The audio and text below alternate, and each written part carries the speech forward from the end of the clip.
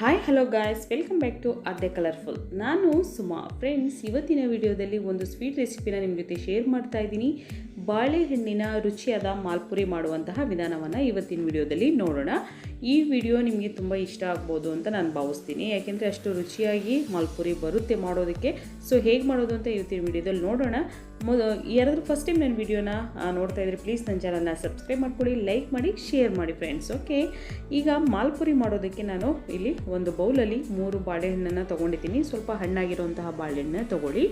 ನಂತರ ಇಲ್ಲಿ 1 ಕಪ್ ಆಗೋಷ್ಟು ನಾನು ಮೈದಾ ತೊಗೊಂಡಿದ್ದೀನಿ. ಸೊ ಅದರಲ್ಲಿ ನಾನು ಅರ್ಧ ಕಪ್ ಆಗೋಷ್ಟು ಮೈದಾ ಹಿಟ್ಟನ್ನ ಹಾಕ್ಕೋತಾ ಇದ್ದೀನಿ. ಇದರಲ್ಲಿ ಈಗ ಅರ್ಧ ಕಪ್ ನಾನು ಸಕ್ಕರೆ ಕೂಡ ಹಾಕ್ಕೋತಾ ಇದ್ದೀನಿ.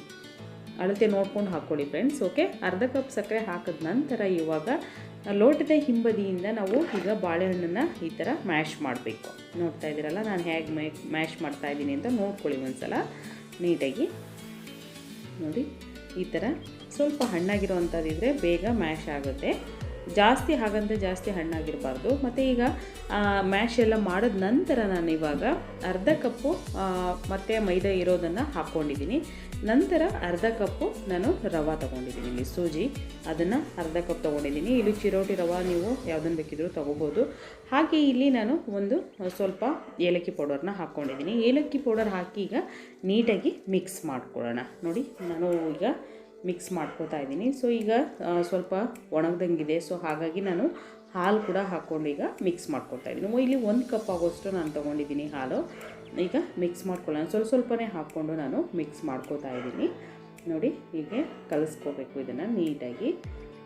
ಸ್ವಲ್ಪನೇ ಹಾಲು ಹಾಕ್ಕೊಳ್ಳಿ, ಜಾಸ್ತಿ ತೆಳ್ಳಗೆ ಮಾಡೋ ಹಾಗಿಲ್ಲ, ಚೆನ್ನಾಗಿ ಬರೋದಿಲ್ಲ ಮಾಲ್ಪುರಿ. ಸೊ ಬಾಳೆಹಣ್ಣಿನ ಮಾಲ್ಪುರಿ ಮಾಡೋದಕ್ಕೆ ಜಾಸ್ತಿ ಇಂಗ್ರೀಡಿಯೆಂಟ್ಸ್ ಬೇಕಾಗಲ್ಲ, ತುಂಬ ಕಮ್ಮಿ ಸಮಯದಲ್ಲಿ ನೀವು ಇದನ್ನು ಮಾಡ್ಕೋಬೋದು. ನೋಡಿ, ಮತ್ತು ಸ್ವಲ್ಪ ಹಾಲನ್ನು ಹಾಕಿ ಈಗ ಮಿಕ್ಸ್ ಮಾಡ್ಕೋತಾ ಇದ್ದೀನಿ. ಹಾಲು ಹಾಕಿ ಈಗ ನಂತರ ನೋಡ್ತಾ ಇದ್ದೀರಲ್ಲ, ಇನ್ನೊಂದು ಸ್ವಲ್ಪ ಹಾಲು ಹಾಕ್ಕೊಳ್ಳೋಣ. ಸ್ವಲ್ಪ ಗಟ್ಟಿ ಇದೆ. ಈಗ ನೋಡಿ ಮತ್ತೆ ಮಿಕ್ಸ್ ಮಾಡ್ಕೋತಾ ಇದ್ದೀನಿ. ನೋಡ್ತಾ ಇರ್ಬೋದು ಈಗ ಕರೆಕ್ಟಾಗಿದೆ ಫ್ರೆಂಡ್ಸ್. ನೋಡಿ, ಇಷ್ಟು ಇರಬೇಕು. ಆವಾಗ ನೀವು ಅಲ್ಲಿಗೆ ಹಾಲು, ಈಗ ನಾನು ಇಲ್ಲಿ 1 ಕಪ್ಪು ಹಾಲು ಬೇಕಾಗುತ್ತೆ ಇಷ್ಟು ಕಲಿಸೋದಕ್ಕೆ. ಸೊ ಈಗ ಇದನ್ನು ಕ್ಲೋಸ್ ಮಾಡಿ ಒಂದು 10 ನಿಮಿಷ ರೆಸ್ಟಿಗೆ ಇಡೋಣ. ಓಕೆ, ಒಂದು 10 ನಿಮಿಷ ಆದ ನಂತರ ನಾವು ಈಗ ಹಾಕ್ಕೊಳ್ಳೋಣ. ಇಲ್ಲಿ ನಾನು ಡೀಪ್ ಫ್ರೈ ಮಾಡೋದಕ್ಕೆ ಆಯಿಲ್ನ ಕಾಯಿಸ್ತಾ ಇದ್ದೀನಿ. ಸೊ ಈಗ ಎಣ್ಣೆ ಸ್ವಲ್ಪ ಬಿಸಿಯಾಗಿರಬೇಕು, ಪೂರ್ತಿ ಬಿಸಿಯಾಗಿರಬಾರ್ದು. ಸೊ ಇವಾಗ ನಾವು ಮಾಲ್ಪುರಿನ ಹಾಕ್ಕೊಳ್ಳೋಣ. ಇದನ್ನು ಬನಾನಾ ಪ್ಯಾನ್ಕೇಕ್ ಅಂತ ಕೂಡ ಕರೀತಾರೆ. ಸೊ ಪ್ಯಾನಲ್ಲೇ ಮಾಡೋದ್ರಿಂದ ಇದು ಸೇಮ್ ಕೇಕ್ ಥರನೇ ಬರುತ್ತೆ. ನಿಮಗೆ ನೋಡಿದರೆ ಒಂದು ಸಲ ಗೊತ್ತಾಗುತ್ತೆ, ತಿಂದು ನೋಡಿ ಫ್ರೆಂಡ್ಸ್. ಓಕೆ, ನೋಡಿ ಇವಾಗ ನಾನು ಇದನ್ನು ಒಂದು ಸೈಡ್ ಬೆಂದಿದೆ. ಸೊ ಇದನ್ನು ಟರ್ನ್ ಮಾಡ್ಕೊಳ್ಳೋಣ ನಿಧಾನವಾಗಿ. ನಾನು ಒಂದೊಂದಾಗಿ ನಾನೀಗ ಟರ್ನ್ ಮಾಡ್ಕೋತೀನಿ.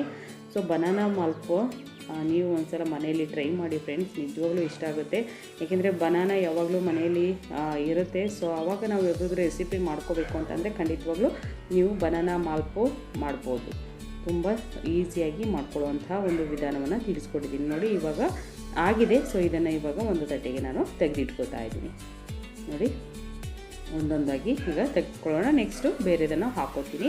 ಓಕೆ ಫ್ರೆಂಡ್ಸ್, ನೋಡಿ ಬನಾನಾ ಪ್ಯಾನ್ಕೇಕ್ ರೆಡಿಯಾಗಿದೆ. ನೀವು ಕೂಡ ಮನೆಯಲ್ಲಿ ಟ್ರೈ ಮಾಡಿ.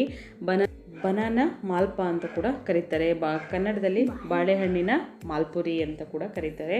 ಸೊ ನೀವು ಮನೆಯಲ್ಲಿ ಟ್ರೈ ಮಾಡಿ ಫ್ರೆಂಡ್ಸ್, ನಿಮಗೆ ಈ ರೆಸಿಪಿ ಇಷ್ಟ ಆಗುತ್ತೆ ಅಂತ ಭಾವಿಸ್ತೀನಿ. ಇಷ್ಟ ಆದರೆ ಪ್ಲೀಸ್ ನನ್ನ ಚಾನಲ್ನ ಸಬ್ಸ್ಕ್ರೈಬ್ ಮಾಡ್ಕೊಳ್ಳಿ, ಹಾಗೆ ಲೈಕ್ ಮಾಡಿ, ಶೇರ್ ಮಾಡಿ ಫ್ರೆಂಡ್ಸ್. ಓಕೆ, ಇವತ್ತಿನ ವಿಡಿಯೋನ ಇಲ್ಲಿ ಮುಗಿಸೋಣ. ಬಾಯ್, ಸಿ ಯು, ಟೇಕ್ ಕೇರ್.